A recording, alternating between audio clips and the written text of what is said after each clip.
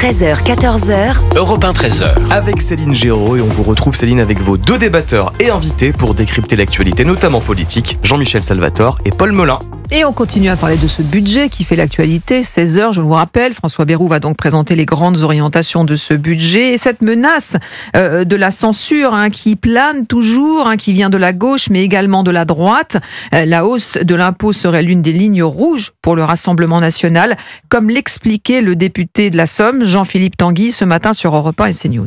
On ne peut plus augmenter les impôts. Les impôts sont déjà entre 45 et 48% du PIB français. Donc on ne peut plus payer. D'ailleurs, on voit bien que ça a des effets délétères. Pourquoi est-ce que, par exemple, les retraités épargnent comme ils le peuvent de plus en plus? C'est parce que ça fait 3 ans qu'ils sont stigmatisés, qu'ils sont attaqués et qu'ils doivent donc passer à la caisse. Donc, en toute logique, les retraités français mettent de côté quand ils savent que la matraque fiscale va passer. Donc, on ne veut pas de cette matraque fiscale. On veut protéger le pouvoir d'achat, évidemment, des travailleurs et de ceux qui ont travaillé. Et surtout, il faut relancer l'économie. Donc, c'est sûr que si on continue ce système qui a créé 3 000 milliards de dettes, et en particulier plus de 1 000 milliards avec monsieur Macron, on n'y arrivera pas et on censurera. Parce que la censure, c'est fait pour protéger les Français des impôts, mais aussi protéger la France d'une situation qui s'aggrave.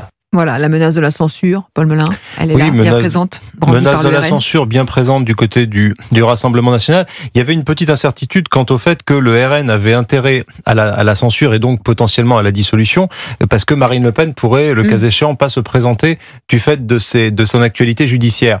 Moi, je pense que malgré cela, le RN souhaite tout de même revenir aux urnes, remettre en place une stratégie. Peut-être que le RN caresse l'espoir d'avoir davantage de députés.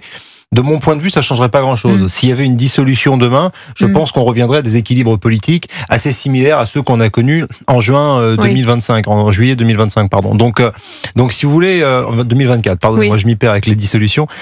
Donc je pense que ça bouleverserait pas les grands équilibres. En revanche, la menace de censure telle qu'elle va être agitée là à compter de septembre pourrait très bien avoir raison du gouvernement Bayrou, pas forcément engendrer une dissolution, mais pour autant créer un besoin d'un remaniement ministériel, voire d'un nouveau Premier ministre. Ça, c'est pas du tout à exclure. Mais François Bayrou s'y prépare. Vous le disiez, on en parlait un peu avant le journal permanent.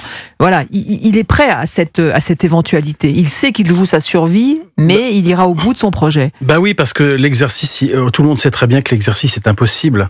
Et c'est vrai que Jean-Philippe Tanguy, quand il dit c'est vrai que les Français sont écrasés d'impôts, je pense qu'il a raison. Mais je crois que malheureusement, dans la situation où on est, on ne peut pas s'en sortir sans augmenter d'une façon ou d'une autre les impôts. Enfin, on parle d'une année blanche, c'est-à-dire que ce ne serait pas indexé. Oui, mais une année blanche, ça veut dire que les impôts augmentent. Et malheureusement, mécaniquement, on est dans une telle situation que finalement, on va être obligé de demander à tous les Français de faire des efforts, parce que il y a quand même cette petite musique. Il prend la parole pour cela aujourd'hui, selon bien vous, sûr, François parce Bayrou, que pour préparer les Français. Bah oui, parce que il y a une espèce de petite musique qui consiste. On parlait beaucoup d'argent magique. Bon, mais il y a aussi les économies magiques. Quand vous écoutez par exemple les députés du Rassemblement national vous dire que on va s'en sortir si on réduit ce qu'on donne à l'Europe, si on s'attaque à la fraude sociale, si on s'attaque à la fraude fiscale. C'est l'ardoise magique là, on efface tout.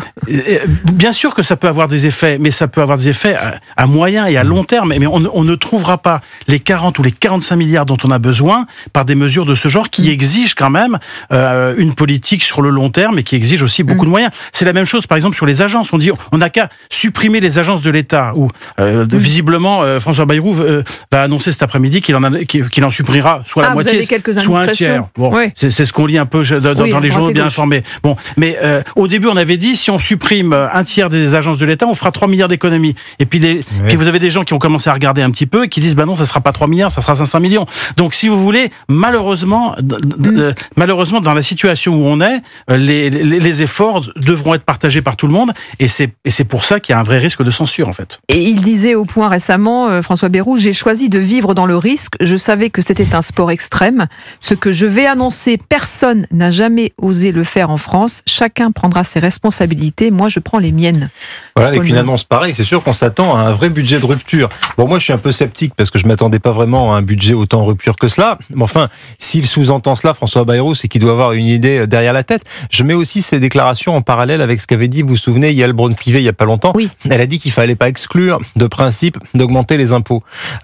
Du reste, vu l'impopularité de la mesure, si François Bayrou arrive et nous dit à 16h, je vais augmenter les impôts ou je vais augmenter tel type d'impôt, et il va prendre une volée de Boisvertel que tous les groupes vont censurer. Donc ça me paraît très compliqué. Alors, quand on entend ce qu'a dit Monsieur Tanguy, est-ce qu'il prépare pas déjà sa sortie? Non, moi je pense pas. Je pense qu'il veut se maintenir et qu'il imagine se maintenir jusqu'en 2027. François Bayrou. Jean-Michel Salvatore, vous n'êtes pas d'accord? Moi, j'ai pas cet avis-là. Non, je pense que François Bayrou nous a prouvé depuis le début qu'il était, je vais pas dire prêt à tout parce que ce serait connoté négativement, mais qu'en tout cas, il était prêt à beaucoup de choses pour durer et pour rester en place. Et surtout, il craint depuis le premier jour qu'il est entré à Matignon de subir le même sort que Michel Barnier. Donc, à un moment donné, il va essayer aussi de proposer un budget qui lui permette de se maintenir. Mais moi, j'ai de gros doutes là-dessus quand je vois les intérêts politiques des uns et des autres. Mais en tout cas, moi, à mon avis, c'est ce qui va jouer, y compris à l'automne. Là. Moi, je crois pas. Jean-Michel Salvatore, vous n'êtes pas d'accord? On verra à 16h. Oui. Mais moi, je crois qu'il veut vraiment... il veut la jouer à la Mendès France, d'une certaine façon. Il a dit qu'il avait dépassé... Enfin, il sait qu'il a dépassé Mendès France dans la durabilité. Non, je crois que c'est le 18 septembre, je crois. Ouais. Mais il le dépassera. Mais il le dépassera. Mais il veut la jouer à la Mendès France, c'est-à-dire qu'il sait très bien que ce qu'il va proposer... sur le papier, ne peut pas passer. Il le sait très bien. C'est pas la peine de lui faire un dessin. Il le sait très bien. Je pense que lui, il espère créer un vrai choc psychologique dans l'opinion et parmi les députés. Bon, ce qui est très aléatoire. Et je pense aussi, si vous voulez, qu'il se dit foutu pour foutu, je fais tapis. Voilà, c'est ça. Comme au poker, je fais tapis. Oui. Foutu pour foutu, j'essaye de proposer quelque chose d'incroyablement courageux et d'audacieux. Il y a peut-être 5% de chance sur 100 que ça réussisse. Si ça rate, je partirai avec panache. On se souviendra, comme de Pierre Mendès France, on se souviendra de François Bayrou, le courageux, qui est tombé sur un projet incroyablement courageux. Et soit les 5% de chance sur 100 sont jouables. Et là, je resterai comme celui qui a réussi à commencer à réformer structurellement la France, ce qui pourra lui donner éventuellement quelques arguments s'il veut se présenter en 2027. Ouais, il va falloir du courage à François Bayrou. On suivra ça évidemment sur Europe 1 et ce soir, Pierre de Villeneuve y reviendra largement. C'est une certitude à 19h.